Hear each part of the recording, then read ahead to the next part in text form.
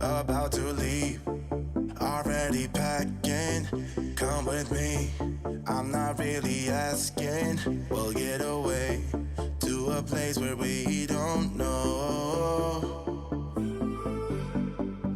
About to see the world in action, what we can be, life with no distractions. We'll get away, this is what we waited for. Take my hand, we'll make it somehow. We can't miss out. I'm done living life with the lights out. Die with my own doubts. Be free with me. Let's go. Let's be free with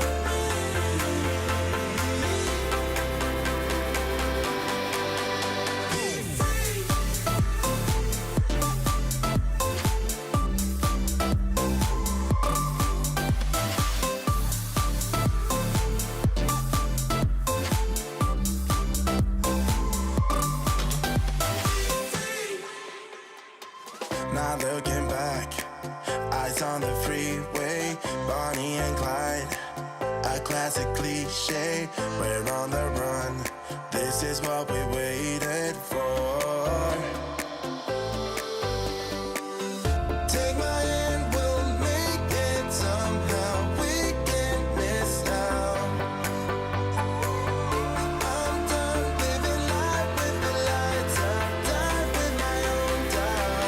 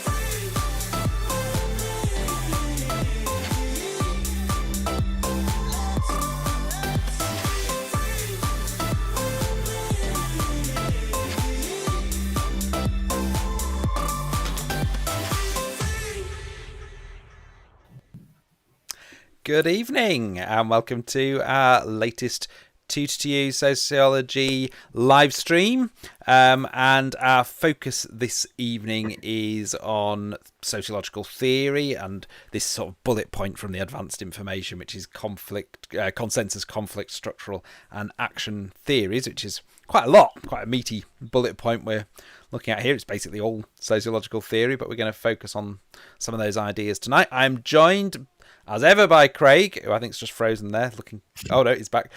I'm joined by Craig and also by Katie. Hi both.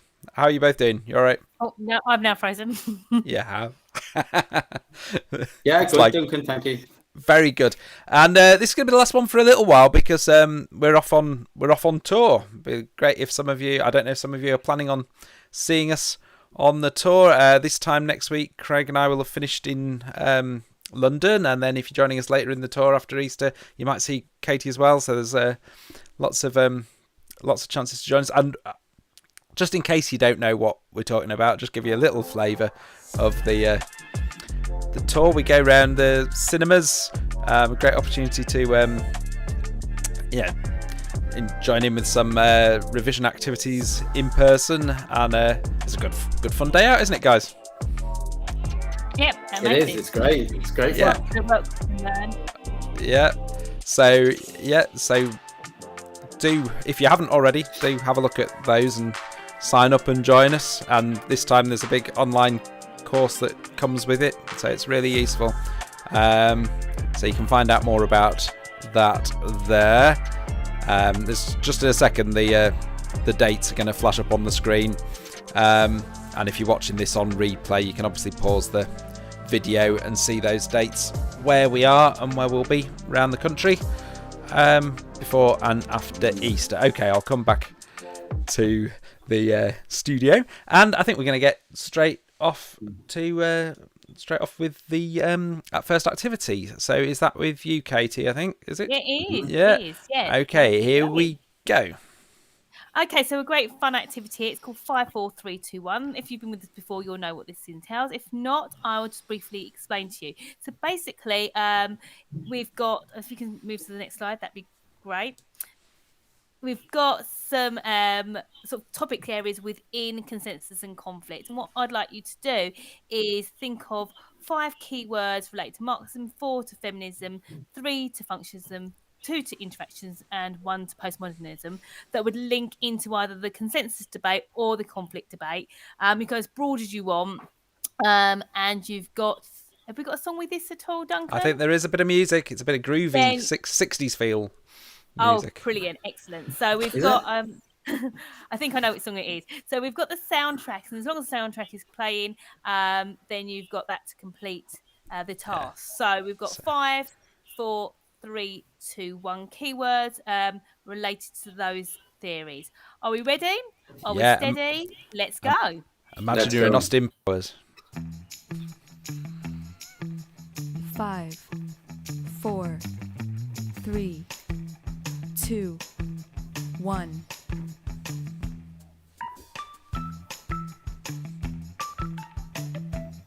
So if you can type them into the chat, that'd be great. Well done. Starting to see some good terms coming through. Yeah. And Yoshiro. Isabel, yeah. Isabel's there. Toby. There's a lot to write in this period of time, so do the best. We've got a lot of Marxist ideas here, a couple of interactions, I think. So we've got alienating capitalism, we've got bourgeoisie, proletariat, fragmentation, I'm assuming postmodernist one, ruling class ideologies from Georgia. Sophia's talking about Marxism. Should we try some at the bottom, maybe some interactionist or functionist keywords, show consensus? Ideological set apparatus, means production, so some great knowledge on Marxism there. Functionist Chloe's gone with organic analogy, meritocracy, role allocation. Sophia's talking about class consensus, shared norms and values. Isabel's talking about feminism. We've got types of feminism there. Any key words related to Isabel. Plassman's talks about Marxist superstructure. We've got class consciousness there. Helen talks about patriarchy, male-stream, gender inequality, glass ceiling. We've got Isabel again with value consensus, conscious idea, organic analogy. So lots of brilliant concepts and knowledge. I don't think we've got much from postmodernism here. So if we can put I saw one early. There was one earlier from Yoshiro. Yeah, I think fragmentation. We've got meta-narrative. Isabel's just got one in there. 2. Excellent. 1. Last few. Meta-narratives again. Helen there, value concept. Excellent. All got lots of concepts there from Fatima. Wow. Okay, so we've got a lot of range, and it shows you've got some really, really good, solid knowledge. And I think what's great and exciting about this unit, pick and mix, well done there, Chloe. Last postmodern, and individualism there. So what we've got some really, and diversity, keep on coming.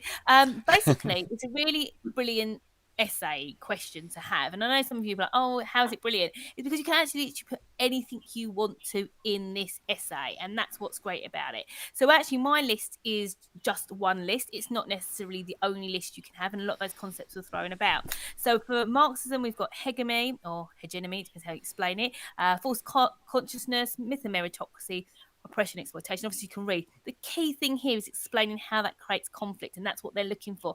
And really these would frame your paragraphs, and then you want to directly evaluate them if you were dealing with Marxism directly as a theory. Okay, so really important. We've obviously mentioned lots of different types of feminism, and that's really important if your essay was will focus on feminism and conflict theory. We've got male stream, male gaze, patriarchy and oppression. Again, you want to show how that is achieved or how these key concepts show conflict. The next one is interactionism. Oh no, it isn't. Functionalism, a lie. Organic analogy, collective consciousness and socialization. Again, there were some other ones on there, like value consensus, but the whole point consensus. is explaining how these all work as well, and look at a range of functions, not just Durkheim, potentially Parsons, potentially. But again, you can draw from all the topics. You can use stuff from beliefs, you can talk stuff from family, and so on and so on. So the next one is interactionists. We've got labelling and social construct, but obviously there's lots in there as well. You've got the idea of maybe you might talk about how master status is, or typification might cause conflicts potentially, or not. And the last one is postmodernism, and when we've got pick a mix there. Obviously, people talked about individualism. We had people talk about fragmentation. I think we talked about death and meta narratives. So basically, it's using those key words and how they explain conflict or consensus as a debate. So it's a nice sort of mind mapping activity that to get your sort of academic brains working. And we're going to move over to Craig, I think, now that we'll do a sort of an evaluation wheel. So thank you very much. Those are great answers there. Oh, pick a mix. Basically, Troy. Sorry, go ahead, Katie. Sorry, go for it. No, I'm waiting for you to start. I'm done. Oh, you're done? Okay. All right. Sorry, I thought you were going to explain what pick a mix. I did say it. Okay. Basically. Oh, you did? Okay, great. Okay, so in the evaluate wheel, in the 20-mark essay, you're going to need to put plenty of evaluation in it. And we're going to look at some of these conflict and consensus ideas. And we need to be able to evaluate conflict and consensus views in this type of essay. In 2017, there was an essay that talks about sort of like whether conflict or consensus was best suited to studying contemporary society. And so sort of like you would have to evaluate those arguments. So what we're going to do in this activity is we're going to show you a couple of statements that look at conflict and consensus theories, and you have to be able to evaluate those.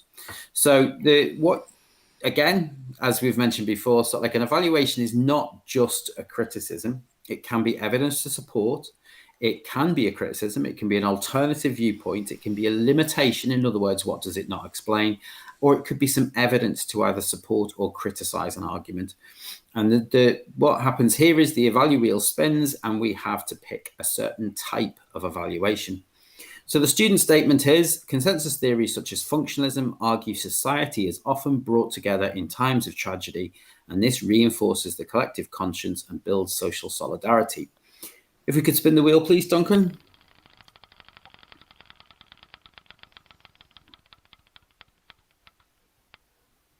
What's that program again with the wheel? It's called the wheel. Called the wheel. I just thought we haven't mentioned it this week yet. Right, so, yeah. So what we need to do is we need to find some evidence that either supports or criticizes this statement. So what evidence might we use to support the idea that society is brought together in times of tragedy and reinforces the collective conscience? Or what type of evidence might we use to criticize that? And there's certainly some very contemporary examples kicking around at the moment, things that bring society together. What can we use to support the idea or to criticize the idea that the students put forward?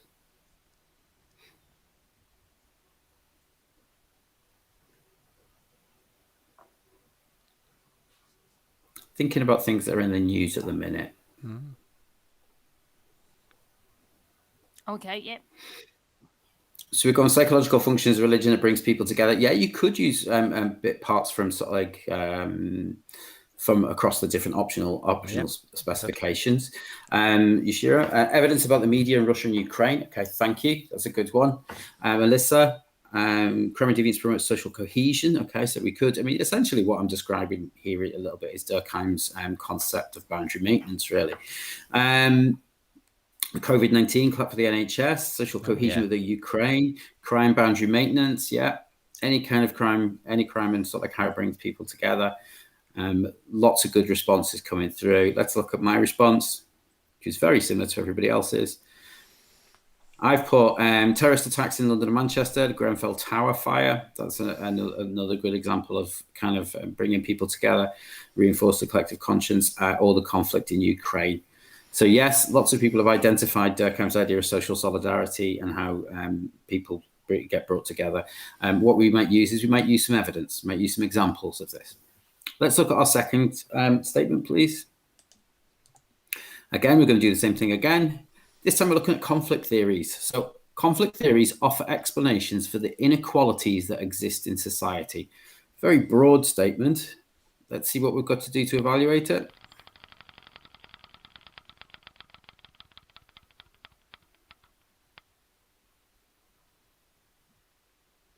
And having said that not all evaluations are criticisms, we've got a criticism here. How might we criticize the idea that conflict theories offer explanations for inequalities that exist in society? So how might we evaluate our Marxist and feminist ideas, and to a certain extent some interactionist ideas too?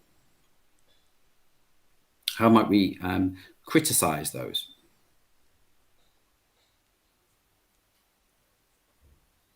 So a few other from the other one, Jimmy Bulger case. Yeah, that would be a good one. That's one I used to use in my teaching, because obviously I'm based in Liverpool, and so like it was very local to us. So Valeria talked about two deterministic, either financially deterministic or gender deterministic. It's a good statement. Society is meritocratic through the education system. That's okay. a good one, actually, yeah. So we could talk. That's it. It's a good one. Inequality's fair. Yeah. What it's doing is, inequality is inevitable, which is what functionalists say, isn't it? Because not everybody has the same level of ability. We've got March progress view. There are fewer inequalities today. Okay, that's a good one as well. How society has changed. There is less inequality, or certainly gender inequality you're talking about there. Feminists do not explain social inequalities and are too individualistic. Liberal feminists such as Somerville say other sociologists don't recognize the freedom in society. Okay, good. Marxist views can be criticized for not acknowledging other inequalities such as ethnic and gender inequalities. Okay, that's a good one. Helen, you put that in there, looking at neo-Marxists and feminists. It's actually a neo-Marxist point I'm going to kind of make that I've put on mine. It very much links in with the ideas that Paul Willis put in, that they are both deterministic and they fail to reflect that individuals have agency. And if you go back to your education, you go back to your topic on education, you looked at one of the things that Willis said about so kind of Marxist theories is that they were too deterministic, and they tended to focus on students as being passive puppets who weren't able to actually show agency. So what you have there is you have an evaluation of that, of the idea of conflict theories. Hi, Kate, by the way. Just saying, we got the teacher sociology saying hello in the chat window. Okay, so on to our next activity. Okay, so this one's a confusing pairs activity. I kind of brought this up to start thinking about structure and action a little bit, actually. We've been talking a lot about consensus and conflict. And I just wanted us to think about, when we look at structure and action, suddenly functionalism, Marxism and feminism are all on the same side of that debate rather than on opposite sides of the debate. And, we sometimes forget that they're often saying very similar things. They just have quite a particular disagreement really about who benefits. But they actually see society working in quite similar ways to a certain extent. So I've come up with a few concepts that are actually quite similar, or in some ways quite similar. And I've put definitions next to them, and sometimes the wrong definition might be next to the word. So your job is basically to say, is the right definition next to the right key term, or do we need to swap them? Okay, so that's the job here. I think you'll get these quite easily, but hopefully in doing so we will sort of recognize the similarities in the places where they come. So are these ones right? So secondary socialization, people learn the norms and values of society through various institutions in order for society to function properly. Hegemony, people learn common sense, which is very similar to the idea of norms and values, which protects the powerful in society, ensuring there's social order. People are saying that's correct, Isabel, Melissa, Valeria. And okay, quite a few people saying that is there. There's also some good answers to the last one about role allocation and Davidson Moore, but anyway, we'll come to that second. So yeah, well done. You spotted that those, although they're quite similar concepts, were there. Okay, psychological function of religion, and the religion is the opium of the masses. So we're getting into some of the topic areas, and remember, if you're talking about doing a study, an answer about theory. You can bring in stuff you know from all the different topic areas. You've talked about theory in all these topics. The stresses and strains of life, a lesson through people holding supernatural beliefs, helping individuals and social stability. Supernatural beliefs encourage people to accept oppression and inequality as God-given, therefore preventing revolution. Do we think that they're right?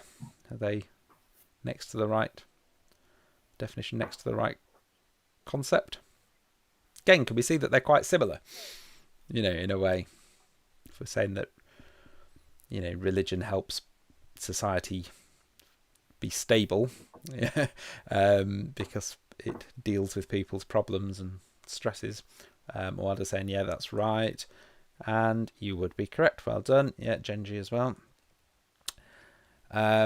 Okay, I've got to swear on this one. I was about to say, oh, Duncan going rogue here. I need my beep button. Haven't got one. It's before the water. It's before the watershed, Duncan. I know. You know what I mean? Before the watershed. Yeah, I haven't got my beep button, unfortunately. But women are the takers of Beep. and warm bath theory. So are these lined up correctly? So men come home after a difficult day at work and their wives and family absorb the stress and take it away. Men come home after a difficult day at work and take out their stress and problems on their long-suffering wives. What do we think? Yeah, swap them round. But they are very similar concepts, aren't they? It's just a question of who benefits and whether it's a good thing or not. One more of these. I've got strain theory and criminogenic capitalism. So a little bit of crime here. So people are socialised into wanting material success, but many cannot legitimately attain this and so resort to crime. The economic system encourages people to want material success and also creates inequality, meaning many people resort to crime. No. So lots of people say, no, you're quite right, we swap them round. But again, these are two sides of the same coin, aren't they? Very related concepts. When we look at structure versus action, you think, oh, hang on, how can these fundamentally opposing ideas be on the same side of the argument? Well, actually, they can, because they're all looking at the big picture. They're all looking at the structures of society. They're all seeing quite similar things happening. So they're all looking at essentially socialization and how society functions and how society stays as it is. But, they've got very different views about who benefits from that and whether it's a good thing or not. Okay, I'm going to pass back to Katie now. Okay, so we're looking at, thank you for that, Duncan. It's really interesting. My brain was thinking overdrive. So many concepts in sociology that would link are similar but yet different. And actually, it's those refined skills, isn't it, that's pulling out the similarities and differences between them. So what we're going to move on to is an activity called Stepping Stones, and hopefully sort of continue with that theme. So what you've got to do, I'll just sort of explain when we see the next slide, is sort of create a link or chain of reaction of thoughts. So almost like a little mini paragraph potentially. So we've got the top, a conflict theory, which is Marxism, also a structural theory. And what we're looking at the end is how do we get to conflict? And what I'm trying to get you to think about is, although Marxists are aware of conflict, obviously class conflict, what mechanisms are put into place to ultimately avoid or reduce that, which sounds a little bit like a consensus idea, but it's not. It's the idea that we're under a sort of an illusion potentially that we are in this sort of consensus. So it's really thinking about those sort of similarities and differences between the theories that do exist. So we're going to think of some concepts, or maybe some names, or real life examples. Obviously, I've got some there, but they don't necessarily have to be the same ones as mine. More diversity in your answers, the better, because you can sort of, excellent, Chloe, straight off the mark there, Chloe. So let's get going then. As Chloe started, any concepts that we could make a link between them? So the repressive state apparatus from Chloe, that's a good one, isn't it? Yeah. Just carrying on with my my points I was making on the last activity. Of course, that could be like sort of agents of social control, like the police, etc., as a positive thing, couldn't it? It doesn't have to be. But here in Marxism, it's a repressive state apparatus. Yeah. False consciousness, Althusser and Gramsci, who made me the idea of what's Gramsci alienation, fragmentation, stops proletariat challenging the bourgeoisie, exit education prepares for capitalist society. Proletariat would realise they're under false class, would not realise maybe, or under a false consciousness. Yeah. Oh, that's an interesting one, because that's saying one way, of course, they would be would. there would They be a would. revolution, and then in a It communist wasn't society, realised. there wouldn't be the conflict. That's that's another Exactly. way of looking at Yeah. it. But yeah, okay.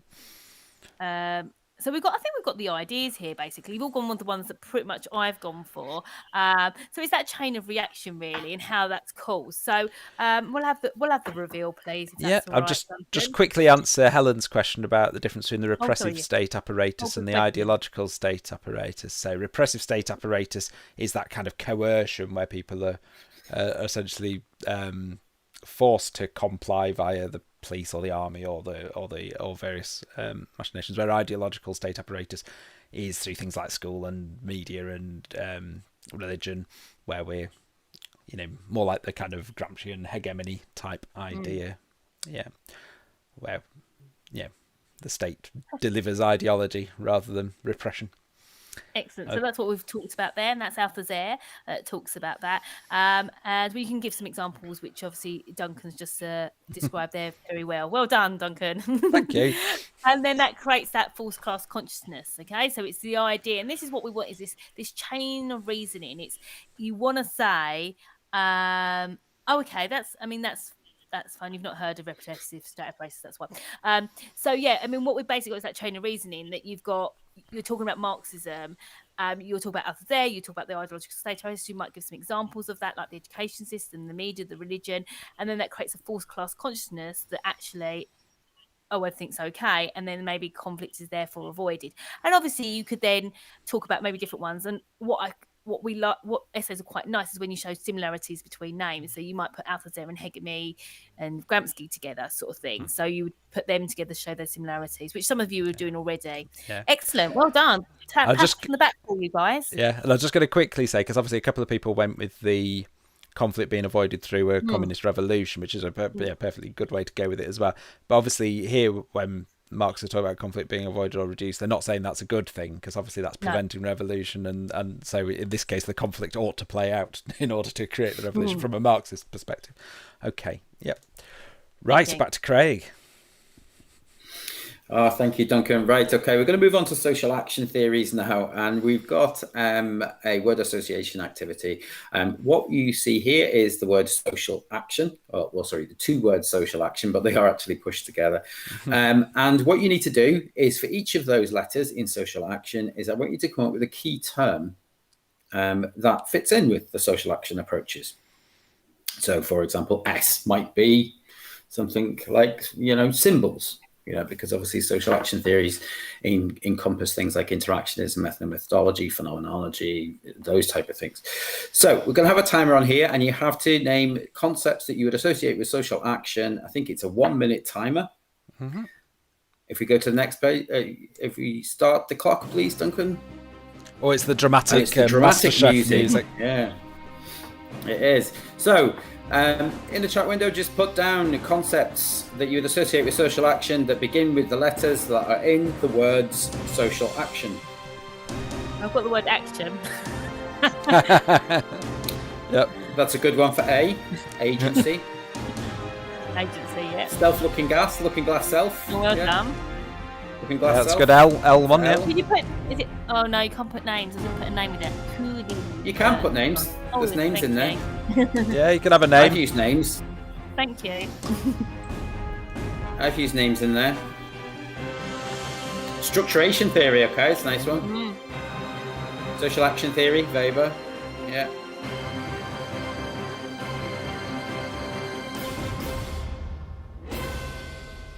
Minute goes fast, doesn't it? Should we give people a few more seconds? It does. I think so. There'll be some coming through. Common sense, knowledge, choice. There's lots of things that, I think this is a good activity. And when you start in your revision, is to write down a word and see if you can come up with a concept to link into it. It's a little bit like a kind of brain dump idea. So like, what are the concepts that I need to know for this? If you write it down and come up with it, it's a really nice, quick activity to start you off when you're doing some revision. Lots of things coming through. Labeling, interpretivist. Yeah, interpretivist approaches. Negotiated roles. Oh, that's a nice one. That's nice. I'm also thinking impression management. Any others coming through? I think I may have cheated on one of them, by the way. Have you? I do think I did cheat on one of them. think I'm one of the O's. I think people should do a few more names. There's definitely some good names. Interactionism. I know it's always annoying when you haven't got a B for names, because almost all sociologists begin with a B. But I can think of some good ones starting with C and L for interactionism. Yeah. Quite a few Subjective C's, being, actually. that's a nice one. Yeah. Should we look at yours? I think I've gone with 1C. Let's look at mine, Yeah. Cooley's Oh, come up. I think that's symbolic action, interactionism, Cooley. There you go. So I went with S for symbols, obviously sort of like a big part of symbolic interactionism. O for observations, the type of methods that tend to be used by a lot of people sort of like on the social action thingy. C for Cooley, I for interactions. A for authority, linking in sort of like to Weber's ideas of authority. L for Lemert, Edwin Lemert. Agency, construction, i.e. social construction. T for typifications, obviously links into phenomenology and the ideas of Schutz. Impression management is another kind of key term there. This is the one I've cheated on a little bit. Objectivity, a lack of objectivity. Obviously, it's seen as being subjective. A few people put that in there, subjective meanings and norms. Obviously, that's just a general sociological one.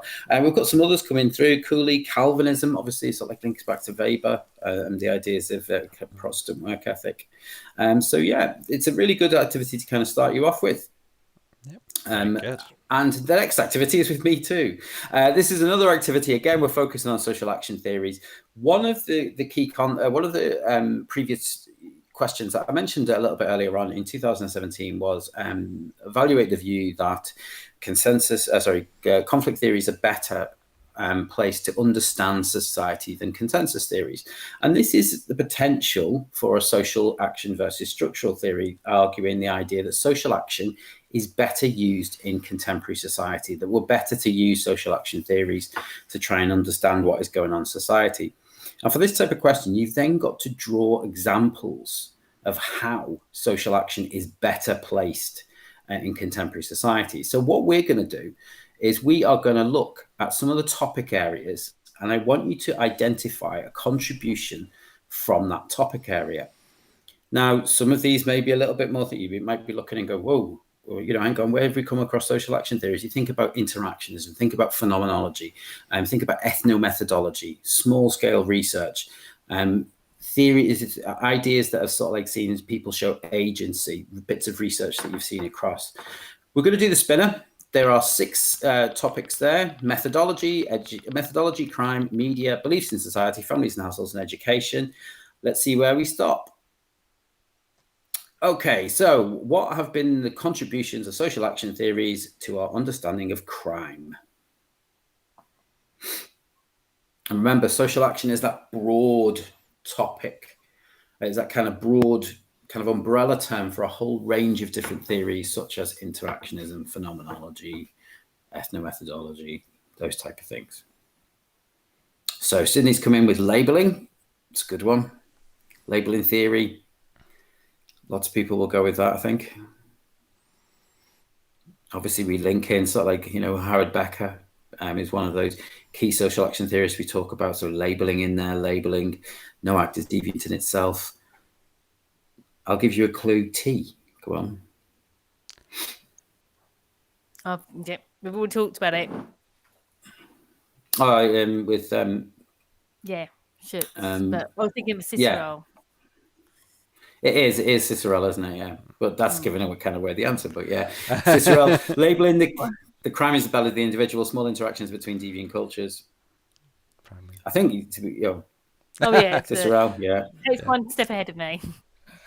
There's typifications, there we are. There's also, of course, the kind of the whole sort of study. Moral panic and all that, folk devils and all that area, which you could talk about.